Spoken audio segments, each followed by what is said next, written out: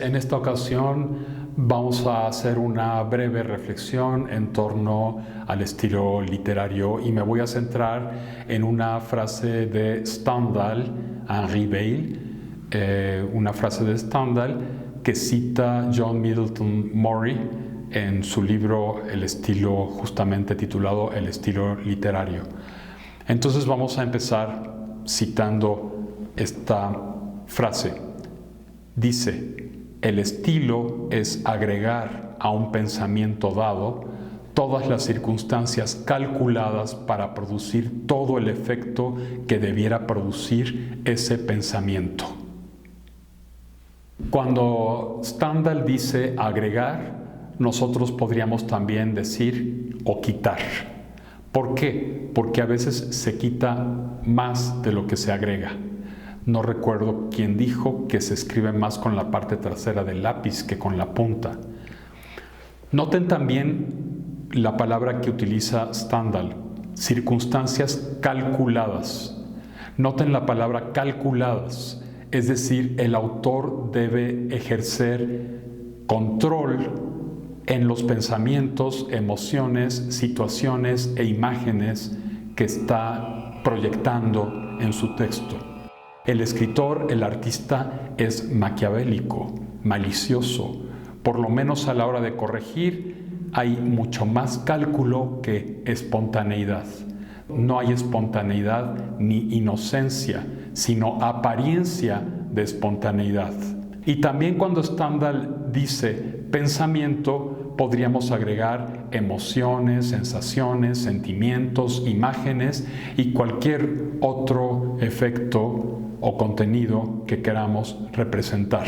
Así como en arte y en literatura hay tendencias temáticas, es decir, obras que tratan del mismo tema de modos diferentes, así también hay tendencias estilísticas, es decir, estilos similares, aunque traten temas diversos.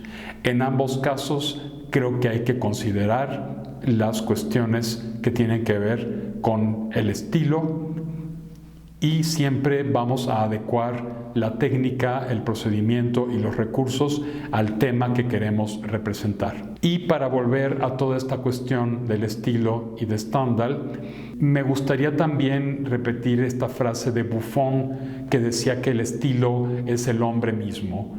Murray subraya la simplicidad de esta frase que Flaubert encontraba justa, pero leía algo más allá de lo que en realidad quiso decir Buffon.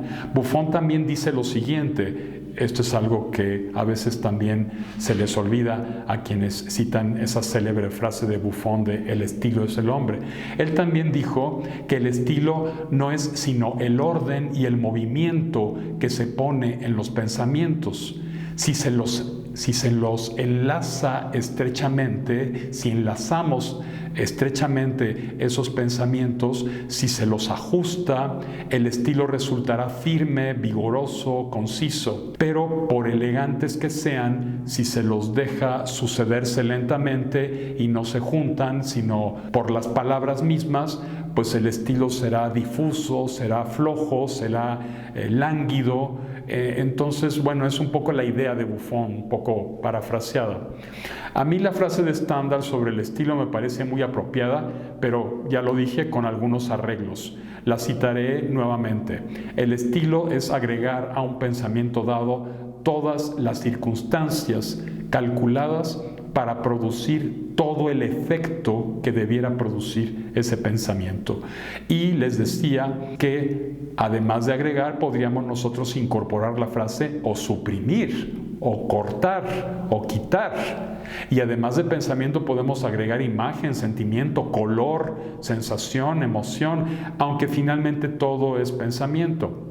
Calculadas es cuando ya les decimos hasta luego a las musas y entra la razón que pues finalmente selecciona lo que debemos dejar, lo que debemos quitar y produce un texto conciso, cohesionado y coherente.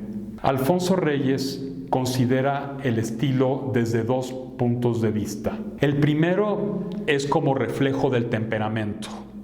y en esto coincide con Buffon. Y el segundo es como procedimiento o técnica para acatar las exigencias de un tema determinado, y en esto concuerda con Stendhal. Ahora pienso que en Alfonso Reyes es claro el vínculo entre ambas posturas. Creo que una no excluye a la otra, o no debiera excluirla. Quienes solo se centran en la primera, o sea, en el reflejo del temperamento, en el reflejo de una psicología, suelen producir bodrios, cosas excesivamente cursis, poco calculadas, a las que les falta trabajo, el arte de parecer sin arte. Uno corrige para que el texto parezca natural y espontáneo, para darle frescura a nuestro texto y no para retacarlo de ornamentación innecesaria.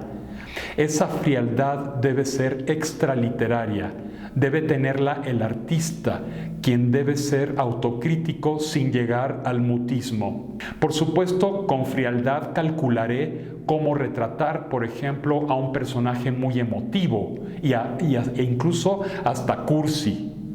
Y eso no significa que yo sea ni muy emotivo ni muy cursi, en lo más absoluto, pero debo calcular para que mi personaje sea así, como yo quiero que sea. Reyes sostiene que para que el temperamento se refleje en la superficie de las palabras como en un espejo, se requiere un estudio minucioso de los giros y de los vocablos, de las técnicas, de los procedimientos. En suma, un estudio de nuestra lengua, de sus posibilidades y sus limitaciones.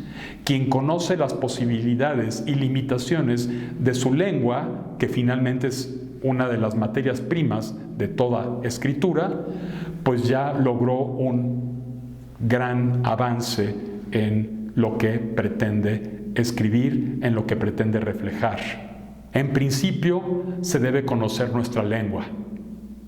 Luego podemos transgredir o prevaricar la gramática, el léxico, el sentido, realizar juegos semánticos, juegos conceptuales, juegos de palabras, pero deliberadamente, como lo hace Cervantes en Sancho Panza. Sancho prevarica la lengua, juega con ella, incorpora lo popular y los giros coloquiales. Sancho y Don Quijote no hablan igual. Son además dos visiones del mundo totalmente distintas. Es más, en esa obra se han detectado decenas de registros lingüísticos y el mismo Cervantes reflexiona sobre la misma lengua. Es un impresionante cúmulo de personajes distintos que se diferencian los unos de los otros. El arte entonces radica en la técnica, no es pura semiótica ni es pura interpretación, también es habilidad, también es técnica. Por lo menos eso es lo que yo creo. De ahí la diferencia entre una nota roja del periódico y Crimen y Castigo de Dostoyevsky, El túnel de Ernesto Sábato, A sangre fría de Truman Capote o Las muertas de Jorge Ibargüengoitia. Todas estas obras parten de notas rojas del periódico. Pero no voy a convertir la nota roja en arte solo porque yo la miro de esa manera, solo porque yo la interpreto como arte. A sangre fría de Capote no es un texto meramente informativo, no es un texto periodístico, hay un trabajo artístico. La nota roja se puede convertir en arte al aplicar una técnica adecuada.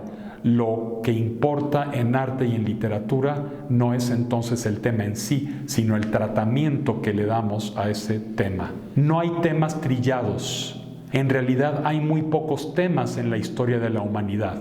Hay perspectivas, estilos, tratamientos trillados, pero no temas trillados. Si hay esquemas narrativos exitosos o esquemas musicales o canciones de éxito, es porque se ha probado que esos tratamientos funcionan y entonces la gente los repiten, los artesanos los repiten hasta el cansancio. Pero no solo eso, también existe algo que se llama publicidad literaria, que es cuando ciertas instituciones, incluidas las editoriales, los críticos o los escritores de prestigio, avalan una obra o una temática determinada o un estilo determinado. En tal sentido, las instancias mediadoras del arte y de la literatura han desempeñado un papel fundamental en la difusión, en la lectura, en los prejuicios, al privilegiar una tendencia estilística o temática sobre otra. Pero por fortuna, hay artistas que se arriesgan y no les importa el éxito comercial. A menudo, muchas de estas perspectivas y estilos trillados son justamente los que más tienen éxito. A veces, lo que yo llamo novelas enlatadas o canciones enlatadas se reproducen esos procedimientos ya probados hasta el cansancio. Incluso se pasa de lo artesanal a lo industrial, pero el arte no es artesanía. Puede haber un bestseller o un libro muy bien vendido que sea una verdadera obra de arte, por su propuesta estética. El dinero nunca ha estado peleado con el arte, pero en general es verdad que la gran mayoría de bestsellers son esquemas artesanales. El Quijote se vendió muchísimo, fue un verdadero bestseller, pero en su época se leyó mal, se leyó de un modo muy superficial, se leyó de un modo muy ingenuo, porque es una obra fácil, en un estilo sencillo para la época, por supuesto. Fueron paradójicamente los críticos ingleses quienes empezaron a leer el Quijote como un libro profundo y no como algo solo para divertir. Y respecto de lo que es arte, artesanía o industria, tengo un video, aquí te dejo el enlace por si quieres profundizar un poco más en este aspecto. ¿Y tú qué opinas sobre el concepto estilo literario? ¿Crees que hay un estilo literario y un estilo no literario? ¿Qué opinas? Escribe tus comentarios y por supuesto los leeré y no olvides suscribirte a este canal. Hasta pronto, nos vemos en el siguiente video.